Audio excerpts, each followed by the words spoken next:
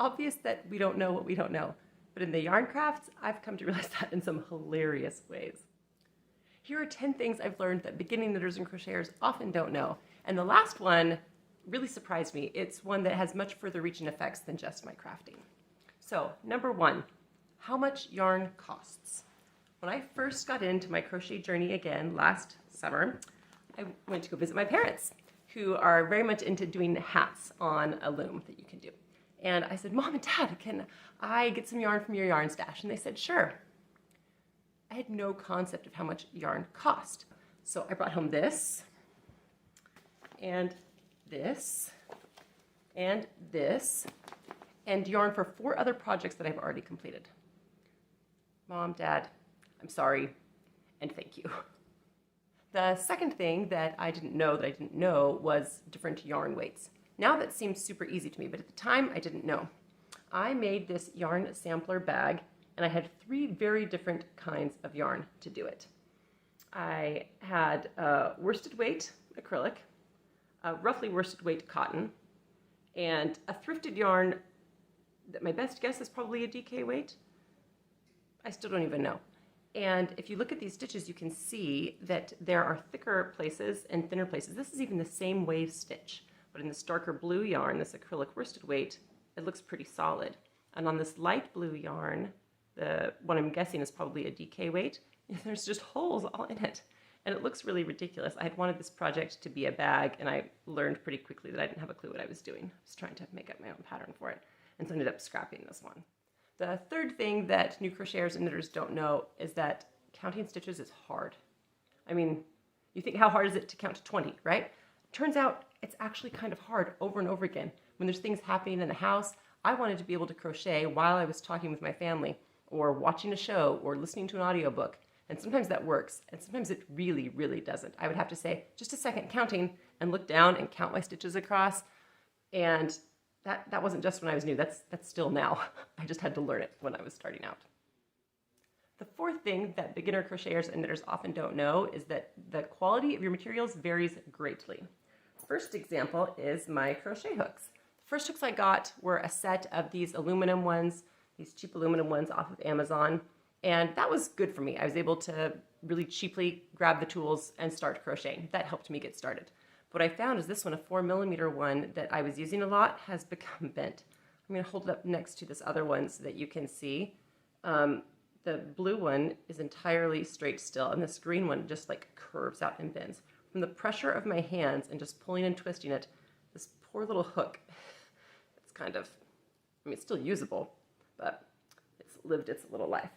For Christmas, I asked for and received as a present a set of Clover and More hooks, and these are just much higher quality ones that came really highly recommended. I've been stitching with them for the past month and a half, and they're doing great. Yarn, too, has different qualities, which I did not know. I thought yarn is yarn, right? I got this yarn, which was a really sort of cheap acrylic, and if you look, I can just pull the yarn apart like it. Now, I know some really delicate luxury yarns can do that too, but this one was doing it in the middle of my piece after I'd already made it. And I was not putting it through anything hard. This is just cheaply made yarn. Whereas this yarn is kind of a luxury yarn. It's 100% baby alpaca. And if I do the same sort of thing, it's got little fibers, right? And you could pull it, but like it's part of this is I know about the ply, but it also, it's nice and strong. It's a better quality yarn, not just talking about the materials that we're using, but also just a better quality yarn. The next thing that you don't know if you're new is that yarn comes wound in different shapes, and they really matter. This is what I thought all yarn came in, little skeins. This is what a skein is called. Or I thought it came wound around in a ball with the strings hanging off that cats like to attack. That's part of the reason why mine looks this way, because we have cats. I also then learned that there are things called hanks, like this one. They're twisted, often from hand-dyed. This is a hand-dyed yarn, and so that's why it came this way. But other yarns too, not just hand-dyed ones, will come in these twisted hanks. Then you also have cakes, like this, because come to find out, if you try to crochet or knit straight from a hank, you get a tangled mess. Ask me how I know. So you have to wind it into a cake, like this. They have tools for those, right? It's kind of beautiful detailing on it, actually. And then the other way that they come is in cones. It literally has a cardboard cone inside. This one is the thrifted yarn. I didn't know what weight it was earlier. But it's great if you want to sit it on the floor and you're like sitting up in a chair above it and it can wind off the top. They're different shapes. And although you can crochet from any of them except for maybe a hank, they have different pros and cons in the ways you want to use them. So for me, it just took a little bit of trial and error to see which ones I wanted to use most. The next thing I did not know as a beginning crocheter specifically is that there's different terminology for different English-speaking countries. I saw in some places, this is in US terminology, this is in UK terminology, but it seemed that most of the early patterns I ran across were all in US and it didn't matter. Let me show you why it matters. This was from the same pattern. It was written in UK terms. I crocheted this guy as if the pattern were written in US terms. He's a very tall, skinny panda. Still kind of cute, but this is what he was supposed to be. This is the difference in the US versus UK terminology. The book clearly, that I got the pattern from, the book clearly stated which one it was, but I didn't even think to look because I didn't know what I didn't know. The next thing I didn't know is how much yarn it takes to make a project. This is my temperature blanket that my mommy made for me because she loves me and because I asked her to. And I had no concept of how much yarn it would take to make a project this big. This is a king-sized blanket. I know, those of you who are experienced out there are laughing your heads off at me right now because nobody in the world wants to crochet a king-size blanket, but my mom did it for me. Thank you, Mom. I love you. I asked for it for Christmas. So this is our year 2022 in temperature blanket, and I'm not going to hold it up for you. Well, here. You just can't. You can't see it all. There's no way. It's absolutely massive. It does fit my king-size bed.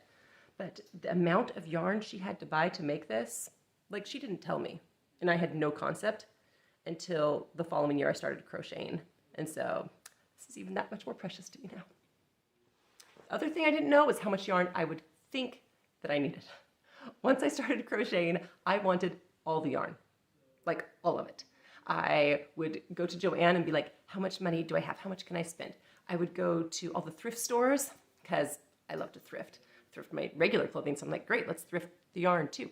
And I would just buy all the yarn that I could find. I now have bins of yarn that are in small amounts and the colors don't match and they're not in fibers that I need for a specific project. It's kind of ridiculous, but I kept thinking I needed more yarn.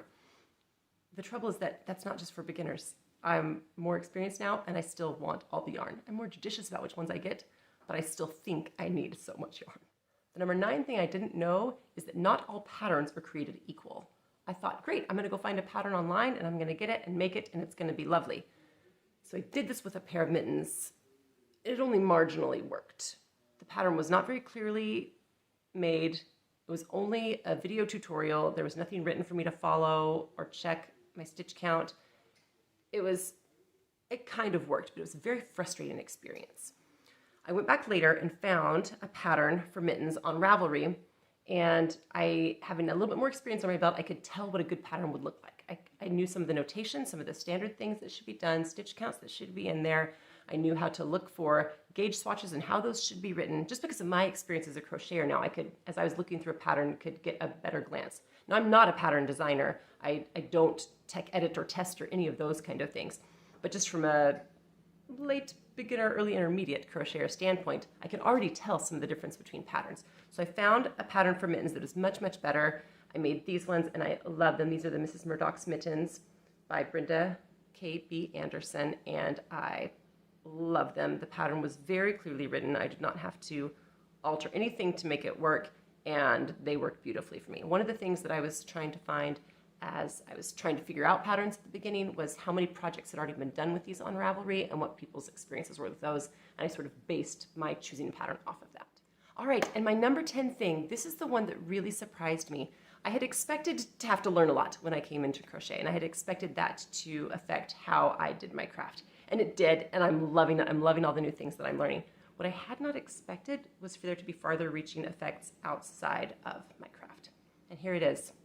Crocheting has improved my mental health. I did not know it would do that. I'm not overall a depressed person. I'm one of those optimists that can sometimes be annoying about everything. But I mean, still, stresses of life and responsibilities and things can weigh you down sometimes. And I found that crochet was just the thing I needed. It was soothing, it was relaxing, it was still creating something. And when I make time for myself to crochet almost every day, not quite every day, but almost every day, I'm more relaxed at home. I know that I'm a happier wife and mom, and I had not expected that to happen, but I'm so, so glad I learned that. So there you have it, my friends. Those are 10 things that I didn't know as a new crocheter. If there are other things that you've learned that you think should have made this list, please tell me in the comments below. Or if you've had also hilarious experiences with some of these like I have, I would love to hear about those as well. Please like and subscribe and come back to see more of my videos in the future. And for now, thanks so much. We'll talk to you later.